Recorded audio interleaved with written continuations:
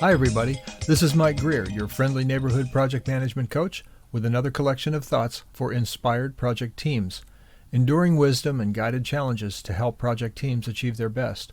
Today's focus, accept what is. Now let's start with a little exercise. Imagine this situation. You are in your beautiful newly remodeled kitchen wiping the counters clean after dinner. Out in the hallway, you hear your big Labrador retriever galloping toward you. In a flash, he bounds across the tile to the table, plunks his meaty front paws up on a chair, and begins sniffing the dinner plates for leftovers. Stopping your cleanup chores, you whirl to see what he's getting into, and bam, his big nose knocks over a nearly full glass of dark purple grape juice, left untouched by one of the kids. The tough plastic tumbler bounces all over the place, spritzing the walls with purple droplets, while a big puddle of juice begins expanding across the tile. It's flowing straight towards your new beige living room carpet. Do you, A, deny that this is actually happening, tell yourself that you're a good, hard-working person who doesn't deserve this kind of misery?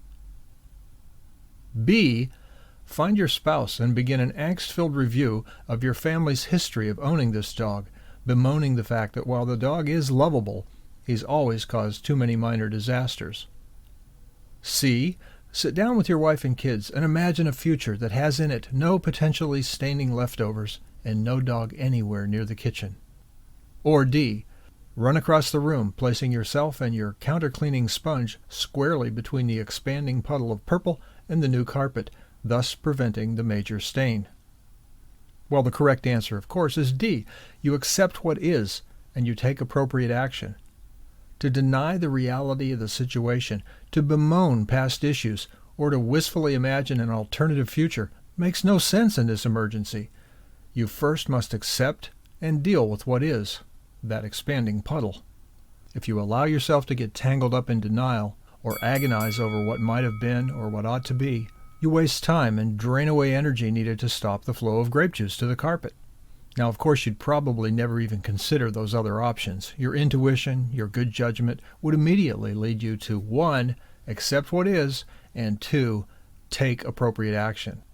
Now, unfortunately, not all of life's difficult situations are this clear-cut. Few of our challenges come packaged as obvious emergencies, such as our grape juice spill.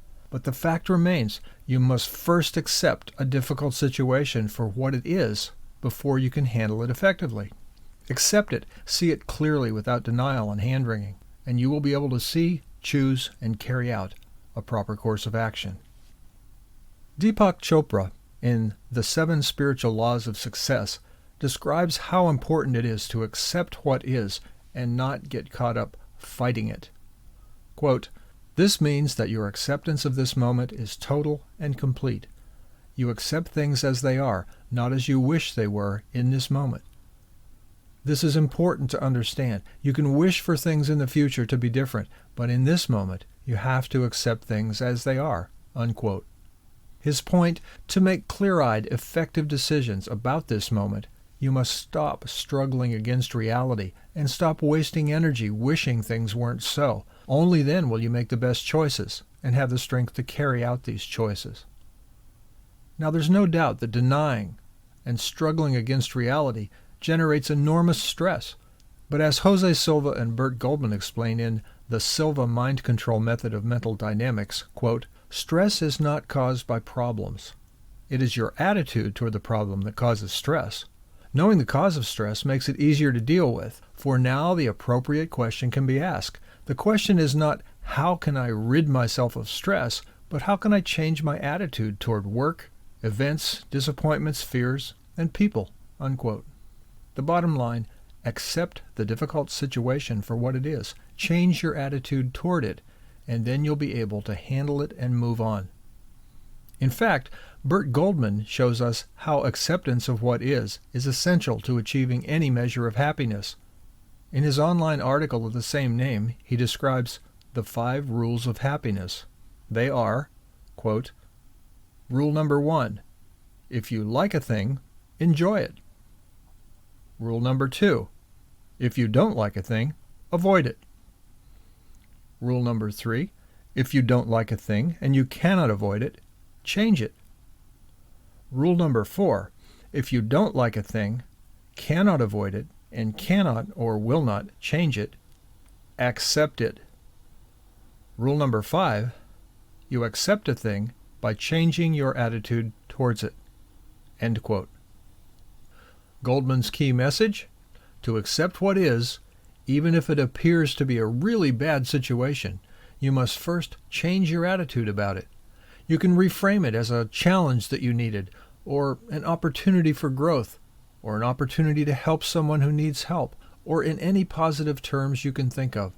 It's up to you. But the instant you make this decision to embrace your fate, the frenzy and stress of fighting against it evaporate, and you're ready to make a clear-eyed decision to act and follow through. As Wayne Dyer says, quote, when you change the way you look at things, the things you look at change, end quote. Accepting what is the theme of Byron Katie's powerful book, Loving What Is. In that book, Katie says, quote, the only time we suffer is when we believe a thought that argues with what is. When the mind is perfectly clear, what is what we want, end quote. Elsewhere, Katie elaborates, quote, every story is a variation on a single theme. This shouldn't be happening. I shouldn't be having this experience. God is unjust. Life isn't fair, unquote. And finally, she tells us, quote, we've been looking outside us for our own peace. We've been looking in the wrong direction, unquote. Katie's point, accept what is and find peace.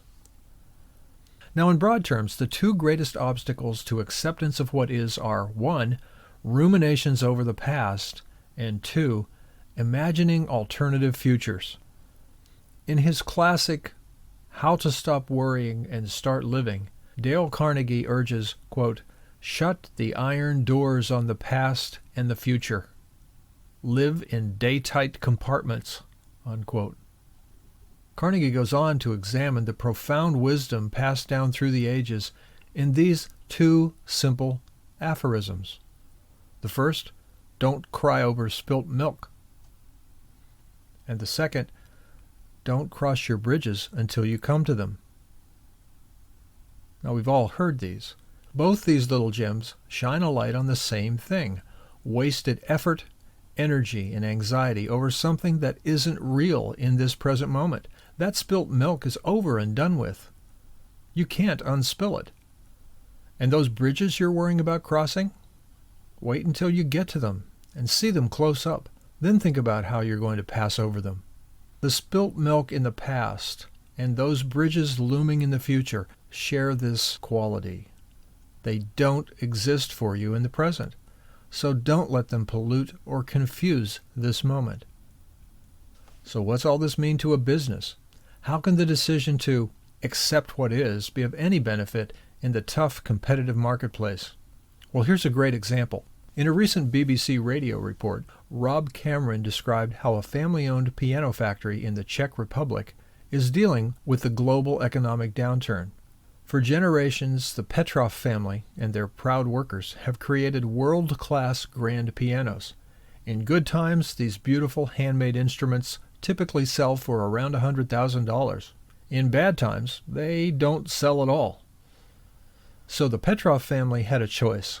They could be overwhelmed by stress and bemoan their situation, sifting through their past marketing strategies and trying to figure out how they might keep selling pianos, and doing all this while imagining what the future holds for themselves and their loyal craftsmen when they find themselves without work and without an income.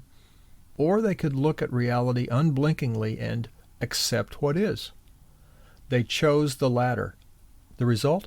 The reporter describes the Petrovs' factory full of talented piano builders who, instead of making baby grands, are building and finishing kitchen cabinets. It seems these sell better than pianos in hard financial times. The bottom line for the Petrovs is that their business continues operating, remains viable and well-staffed, and remains prepared for the time when they can again sell pianos. What's more, many of the workers report that they actually enjoy their new challenge of building kitchen cabinetry because they're learning something new. Here's a more personal example. As a consultant for many years, I faced a couple of scary periods during which I was simply not working. At these times, my bills continued to accumulate, but my income simply stopped cold. Worse, I sometimes felt a little like a kid who was homesick from school with nothing meaningful to do.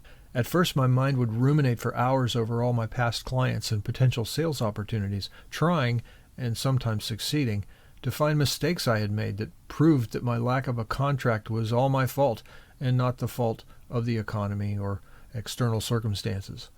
Or worse, I would begin to create vivid scenarios of a terrifying future in which I was never able to find work again and my family lost everything and, well, you get the idea. All this backward gazing and predictions of doom and hand-wringing was a huge sinkhole of energy.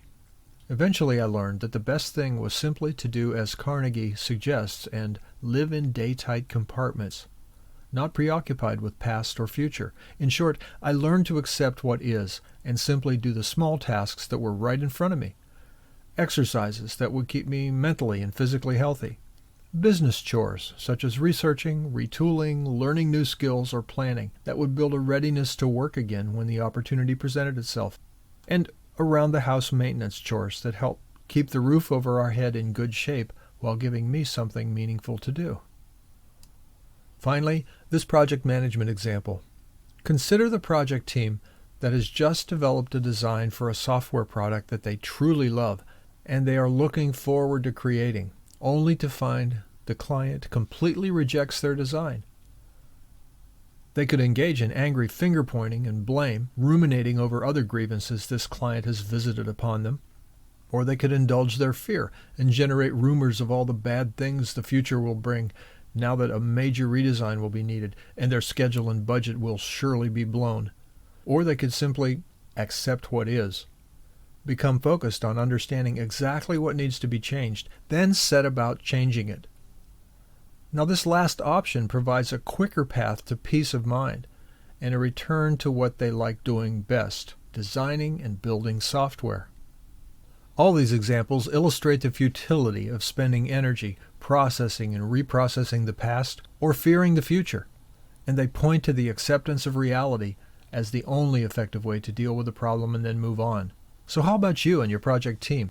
Do you need to learn to accept what is and move on? Now let's consider some challenges. You, project manager, project team leader, reflect on these questions. Is someone on your project team trying to deny the reality of some event or circumstance that they should be accepting? If so, how does this show up in their work today? Does someone on your project team truly fear some dire possibility in the future? If so, how does this affect their work or their enjoyment of their work? Is someone on the team agonizing about a mistake they made that has resulted in some bad situation? That is, are they carrying guilt or shame with them instead of simply accepting the situation as a learning experience and moving on? Now consider these team challenges. Ask your team, what realities are we refusing to accept? What would happen if we accepted these realities? What new opportunities would that acceptance open up for us? Are we getting something out of denying these realities? Finally, project manager, consider these challenges for yourself. Pay close attention to your team. Listen with your heart and try to learn how past failures or imagined future troubles are preventing them from accepting what is. Find ways to point out that the past circumstances that led to the failures are not the same as today's circumstances. Help your project team accept what is by remaining calm, clear-headed, and focused on dealing with it effectively and then moving on.